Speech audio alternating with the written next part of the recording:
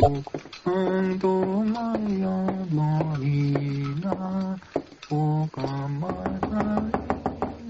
in. Here it is, Mr. Paladin. Whiskey, water, ice. You want something else? I want you to take this money over to the bank and deposit it for me. Oh, yes, sir. Great deal of money, Mr. Paladin. $5,000. Here's a deposit slip. Yes, sir. Well? All the time I know you, Mr. Paladin, you have money. Money I earn. Yes, sir, but so much money. You buy clothes, you live here, you pay for many things. You ever work and not earn money? I don't understand you. Hey, I work and not earn money. Most people do the same thing. If it makes you feel any better, I've often worked and not been paid a dime. Oh, it makes me feel better. But I try not to make a habit of it. Oh, I know. Well, I take this now. Wire for you from Nevada. Let's see. You send answer? Yes. Yes, tell him, have gun, will travel.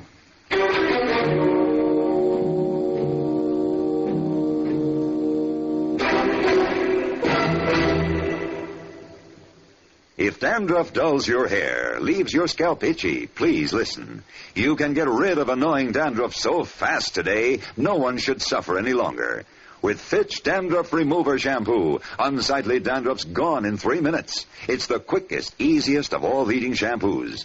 Besides that, using Fitch regularly is guaranteed to keep embarrassing dandruff away. Simply apply in the unique Fitch manner. Before you wet hair, rub in 1 minute. This way, Fitch shampoo penetrates right down to the scalp. Next, add water. Lather 1 minute to wash every trace of dandruff out of your hair. Then rinse 1 minute. All that loosened dandruff goes down the drain. In 3 minutes with Fitch, 1 rubbing, 1 lathering, 1 rinsing, dandruff's gone. And while removing dandruff, Fitch can also brighten hair up to 35%. To get rid of dandruff problems forever, brighten hair too, use Fitch regularly. Get Fitch Dandruff Remover Shampoo today, only 59 cents.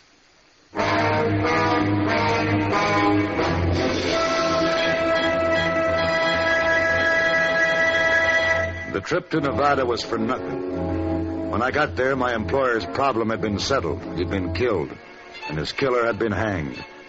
So I turned around and started back for San Francisco, and that's how I happened to ride through Wormsville. Not really a town, just a single line of ragged buildings facing the open prairie, but trying to be a town. One of the buildings was a log cabin with a flagpole in front of it. Sitting by the side of the road, tracing figures in the dust with a willow branch, was a young boy. I stopped beside him. Hello, mister. Hello, son. Hey, you're going to be late for school. Ain't going. Oh? Why not? Not till they get rid of the school teacher. What'd she do?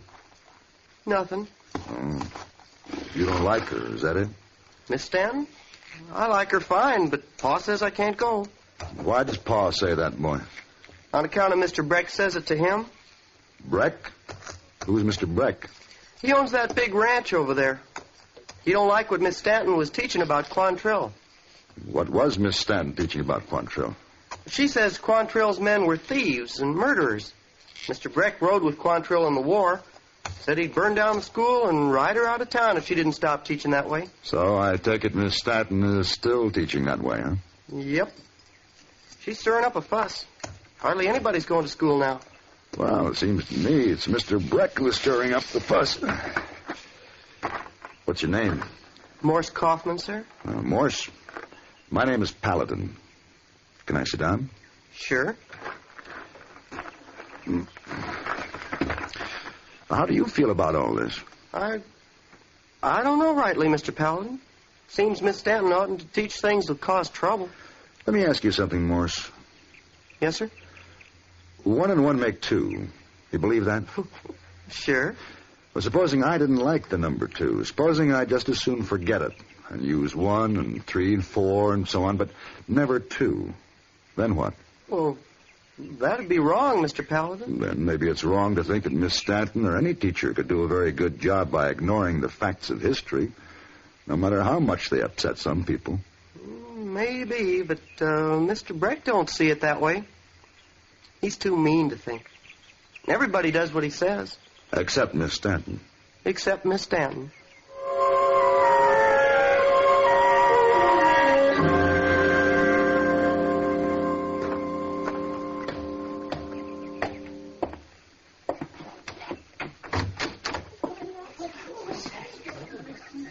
You wish to see me? Yes. May I speak to you alone, Miss Stanton? Miss Grubb, will you kindly come up here and sit at my desk? The rest of you go right on with your reading. After you've finished page 18 in McGuffey, then you may work on your slates. This way, young man.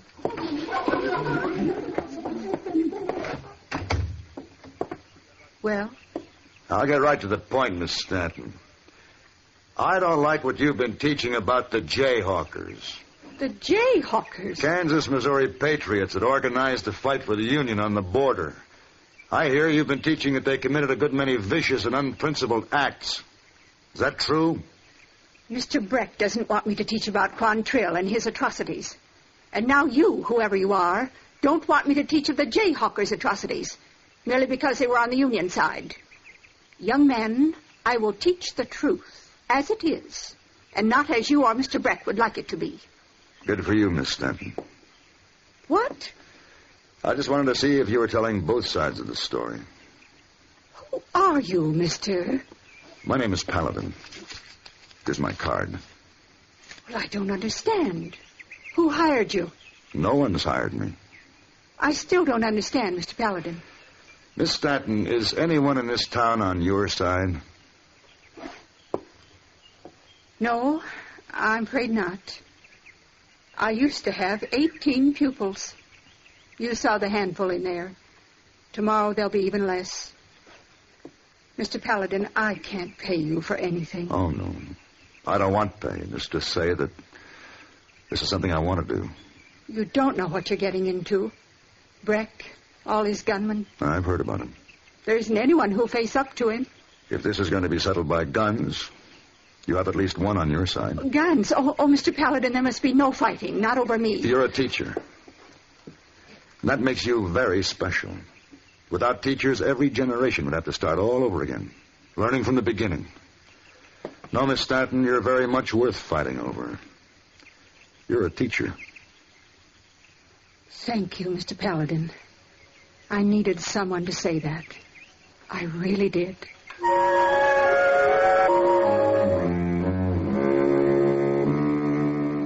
Molly Stanton gave me a list of all of her students and where they live. She did it with little hope that it would do any good, but with the same kind of determination with which she stood up and spoke the truth in her teaching. I could do no less than make use of the list. I told you my Susan ain't going back to school until that teacher clears out. Now, we've been all over it. Then we'll go over it again. Now, where's your pride, Mr. Coldwell? If Breck threatened Susan's life with a gun, you'd be out there with your gun making a fight of it. But when he takes over a piece of her mind, you crawl into a hole. You get out of here. I'd be glad to leave if you'll do something about Breck. I'll do as I see fit. Now get out of my house.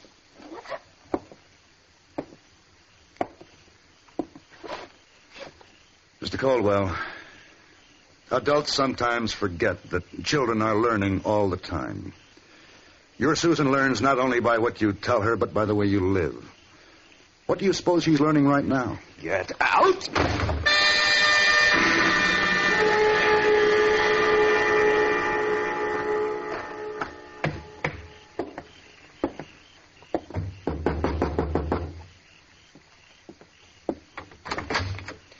Yes, sir? Good evening, Morse. Is your father home? Who is it? Man who was at the school today, Pa. Mr. Paladin. May I come in, Mr. Kaufman? I'd like to talk to you. Come on in. So, what do you want to talk about? The school. I've heard around town that tomorrow Breck's riding in to burn it down. You want help? Is that it? Yes. I'm asking the people this involves for that help. Yeah? How have you been doing? Oh, poorly. Huh? I've been riding 6 hours tonight, talking, arguing. Everyone's afraid of Breck. How about you? Will you help? If I said no, would you figure it's because I'm scared of Breck? Why else would you say no? Might be I figure he's right. He isn't. This fight is over Quantrill. What he was, what he done. Mr. Kaufman, you're wrong when you say this is a fight over Quantrill. It isn't.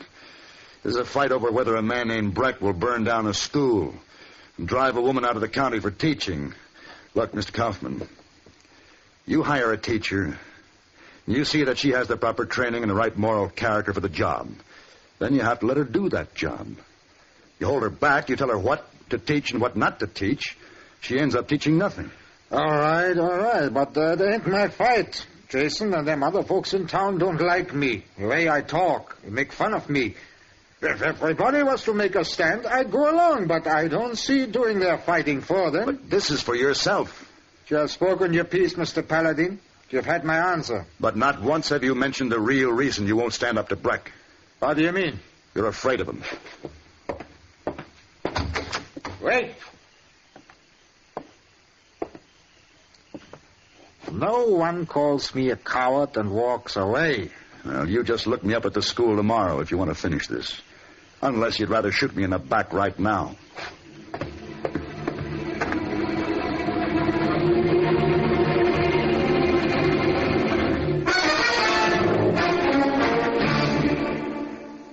Our cat has 9 lives.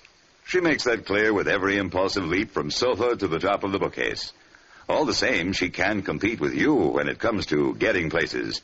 In no more time than it takes the cat to reach her favorite perch, you can be in Rome or Tokyo or anywhere else exciting things are happening. You do that daily on CBS Radio as network features like our World News Roundup and The World Tonight take you to the scene of the news. For all her 9 lives, our cat can compete with you either where experience is concerned.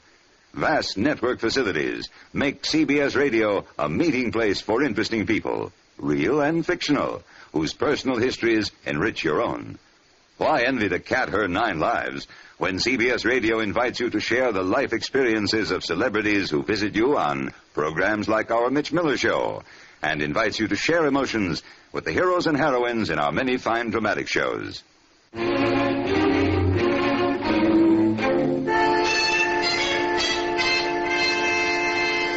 next morning, Molly Stanton appeared at the school 15 minutes before class was scheduled to begin. She tidied her desk, made notes for the day, then stepped out into the yard and rang the bell. But there was no one to ring it for. No students, no parents. There's our support, Mr. Paladin. Then we'll meet Breck by ourselves. Why? What for? What am I fighting about? They're not my children. Those people don't care. Why should I? Because you do care. You care for the children, your own integrity. They just want their children here, out from underfoot. I'm sorry I'm late, Miss Stanton. Well, you've certainly been a stranger, Susan. Go on now, get your desk. You have 2 weeks' work to catch up on. Yes, ma'am. You see, Miss Stanton, you were wrong. Somebody does care. Mr. Paladin, look. I see them. I'll wait here with you. No. No, you go on in and run your school. Well, good luck.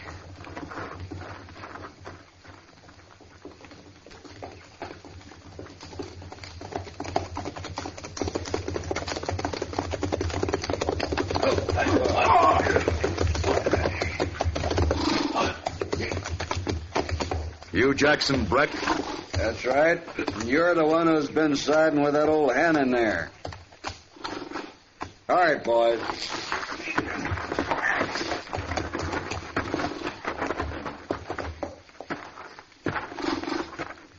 I got enough men to do the job that's got to be done. You can see that, stranger. I can see. But you're going to try to stop me? That's the idea. You're a fool. Get the gun of his. Now, hold it, Cooley.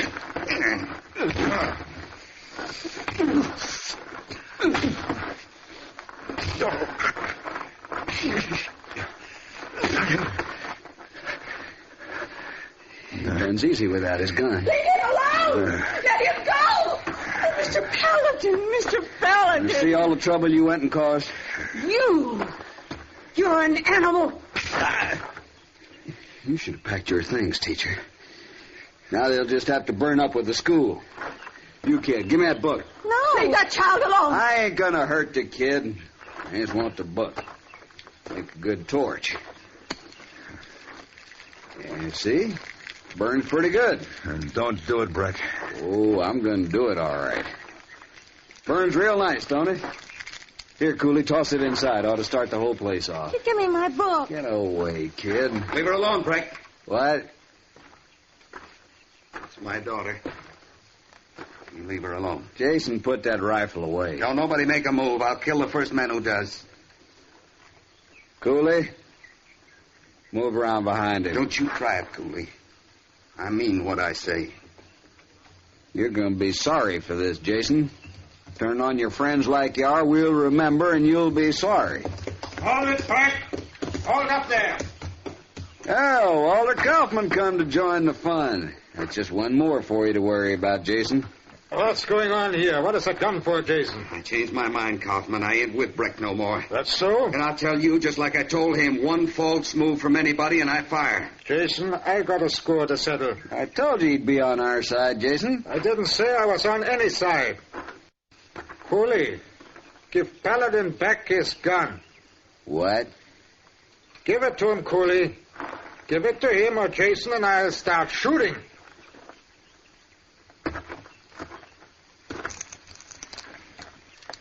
Thank you. Now you've got your gun back, Paladin. You can speak to Breck for all of us. All right, Breck. No one's holding me now. You've got two hands, gun in that holster. You're standing on your own 2 feet. What else do you want? An edge?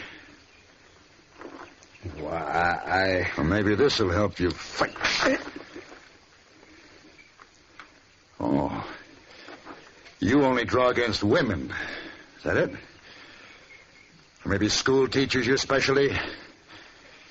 Or children? All right, if not you, how about one of your men?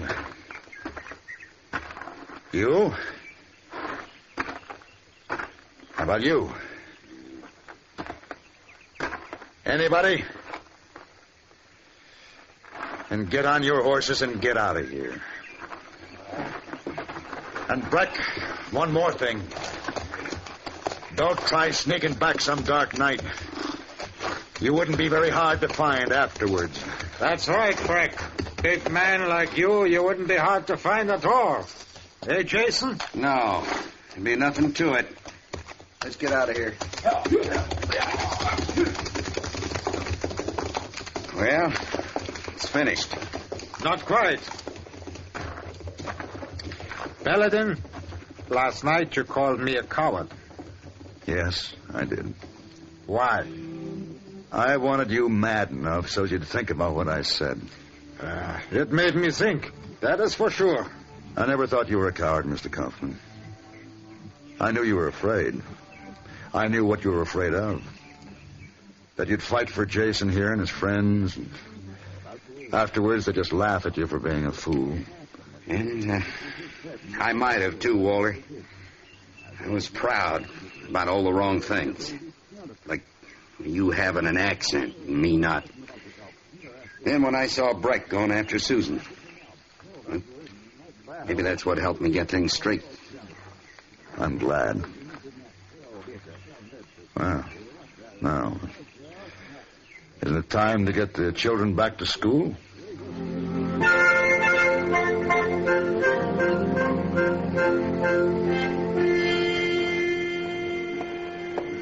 Oh, Mr. Paladin, you're back so soon? Welcome, welcome. Oh, you give me back. How you been, hey boy? Anything happened while I was gone? Oh, yes, many things happened. Ship blow up in harbor, streetcar break chain and run downhill, man chase wife through the street with butcher knife. Many things happened for you, sir. Well, I suppose I mean, did anything good happen? Oh, you let me think, Mr. Paladin. No. I beg your pardon. What? My name is Francis. Has anyone paged my name in the lobby in the last few minutes? Not since we've been here, Mrs. Francis. It's Miss. Oh, I beg your pardon, Miss Francis. Allow me to introduce myself. My name is Paladin. How do you do? You're staying here at the hotel? Why, yes. I registered yesterday. And, are you staying long? That depends. I might stay indefinitely if I find San Francisco interesting. I'm certain that you will find it that way. Really, Mr. Paladin? With my help, of course. How nice. Shall we say 8 o'clock? How very nice. Yes. Until then. Until 8 o'clock. I'll be looking forward to it. Hey, boy. Yes, sir. You lied. I lie? Oh, no, Mr. Paladin, I don't lie. Something very good did happen while I was away.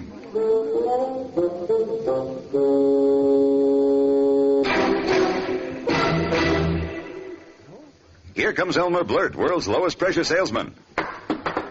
Nobody home, I hope. Oh, gosh, it says salesmen keep out. Hey, come back here. You wouldn't want to buy a new Rambler American station wagon, would you, mister? You poor fella. Let me show you how to sell. You got to use high pressure. Yeah, but... You got to tell the customer you must buy America's lowest price station wagon, the Rambler American. The small wagon with automatic transmission, the reclining seat, deep coil springs, and handsome American styling. Is that a fact? Then you say the Rambler American is America's easiest parking station wagon and can save hundreds of dollars a year on gas and maintenance. But will that high pressure work? I'll prove it works. Order me a Rambler American station wagon. Now, how do you like my sales technique? Well, it's not as good as your neighbor's. Oh?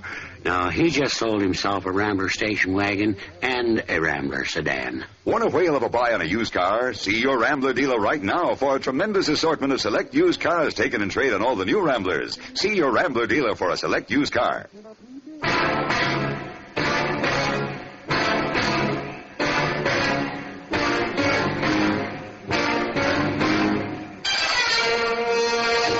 Have Gun, Will Travel. Created by Herb Meadow and Sam Rolfe. He is produced and directed by Norman McDonald and stars John Daner as Paladin with Ben Wright as Hayboy. Tonight's story was written by Sam Rolfe and adapted for radio by John Dawson. Featured in the cast were Helen Cleve, Carrie Bartell, Richard Perkins, Virginia Gregg, and Joel Davis. Hugh Douglas speaking.